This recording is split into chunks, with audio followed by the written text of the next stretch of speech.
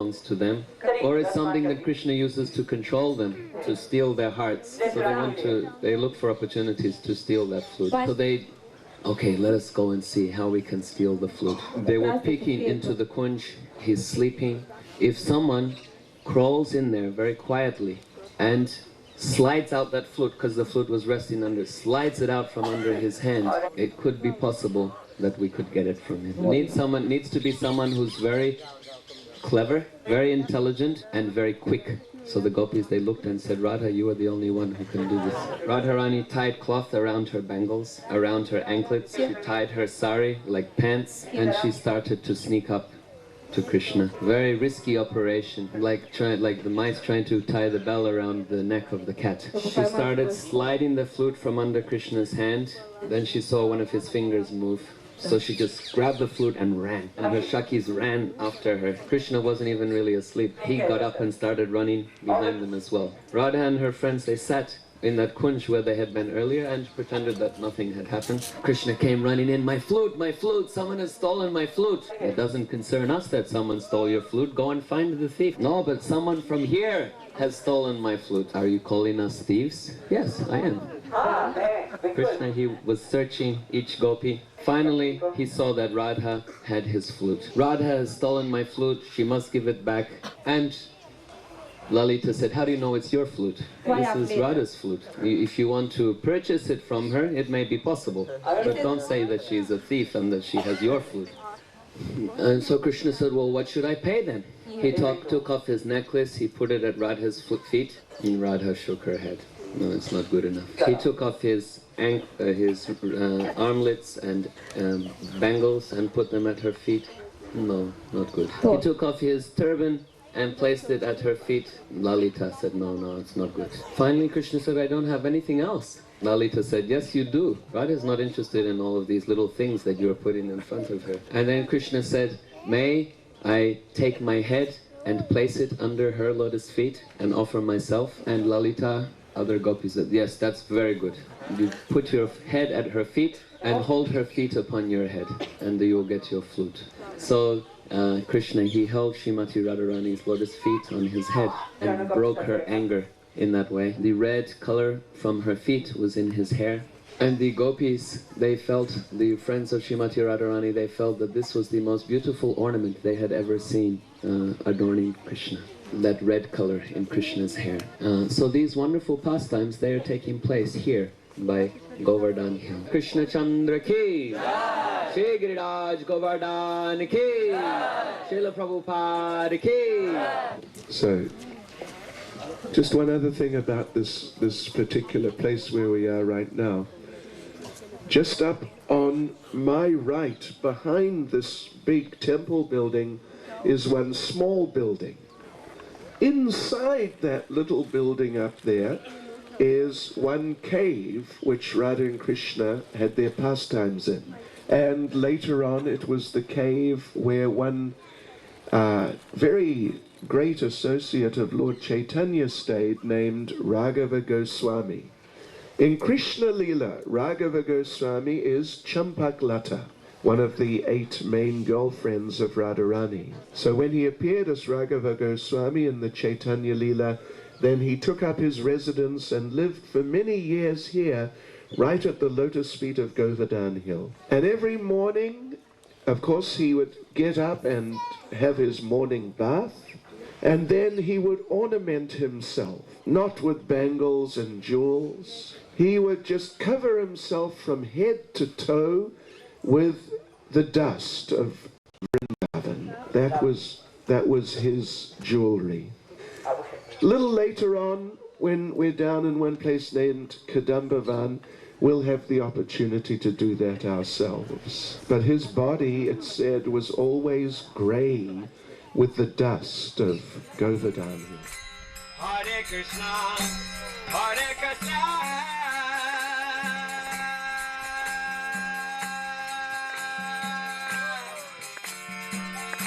Krishna Krishna, Hare Hare, Hare Rama, Hare Rama, Rama Rama,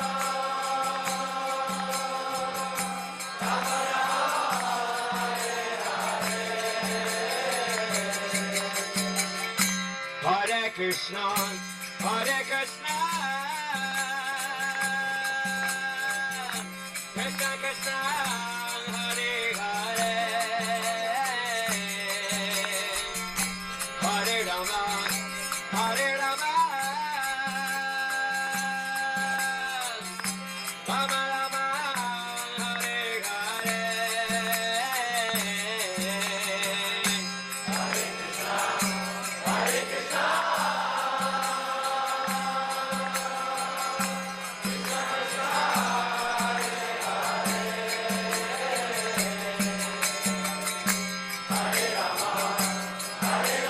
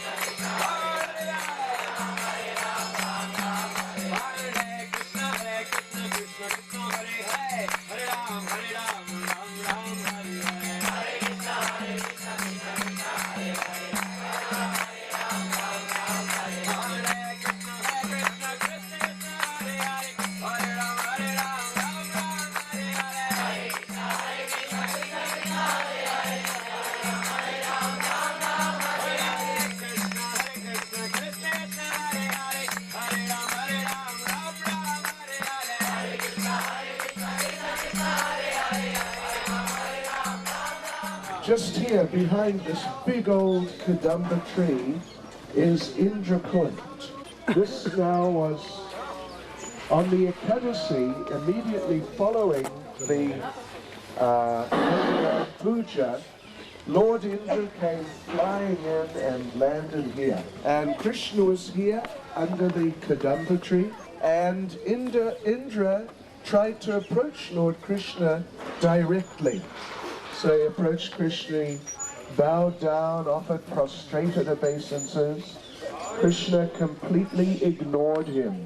And Krishna walked away towards, in the northerly direction. So we'll go to the place where Krishna went next.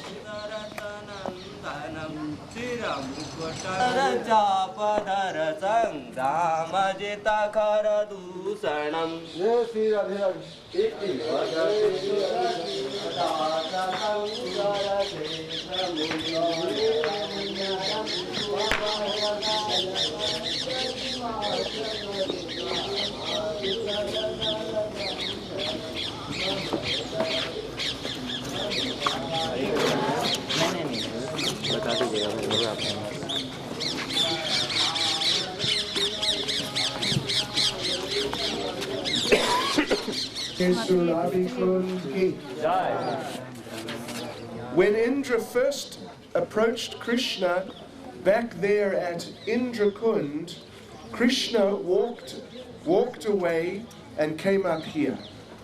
So in the meantime, Indra was a little bewildered. What should he do? How can he approach Krishna? Krishna seems like he doesn't want to deal with him. So Lord Indra approached Lord Brahma. Not long before that, Lord Brahma had stolen the cowherd boys and calves. And then he had approached Lord Krishna and had been forgiven. So Indra approached Lord Brahma and said, "You offended Krishna, you got forgiven, so tell me, what should I do to be forgiven?" And Brahma said, "Yes, I offended Krishna, but not like how you offended Krishna. So I don't know really what to suggest to you. You know, what do you say? How do you apologize to a person after you tried very hard to kill them? Do you say sorry?" So then Brahma said, "Actually, you know, there is one idea I have. That the Surabhi cows are very dear to Krishna.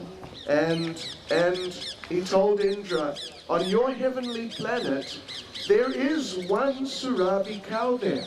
So you approach Krishna with the Surabhi cow in front of you. And in this way, Krishna will be pleased and then he'll consider you." So then Lord Indra came here with the Surabhi cow in front of him. And the Surabhi cow approached Krishna on behalf of Lord Indra. And then Lord Krishna agreed, "All right, I'll forgive him." And then, of course, from here they walked around the hill to Govardhan Parikrama, where we were yesterday. And then the big Abhishek was performed over there. But this Surabhi Kund is very intimately connected with the Surabi cow and the process that Indra went through to get forgiveness. So maybe if any of us here feel we may have committed any offenses to any devotees or anyone, then it may be a very good idea to take some water from this kund on your head and pray for forgiveness. Pray for the mercy of Surabi, that maybe she can put in a good word for you to Lord Krishna. In this way we can get some special mercy to overcome the effects of our offenses and to become free from the propensity to commit more offenses. Shri Surabi Kund ki Jai! Shri Giri Govardhan ki Jai! Shri Govardhan Parikrama ki Jai! So now we are in Kadambavan, the forest of Kadamba trees. And it is said that if you roll in the dust of Vrindavan here in Kadambavan, you attain love for Krishna. So would any of you like to achieve love for Krishna?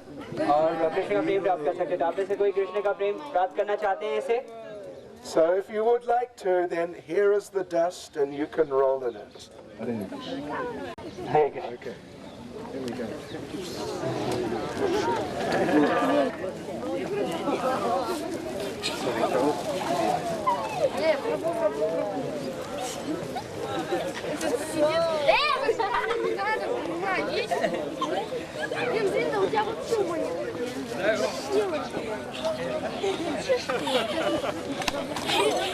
Oh, very good.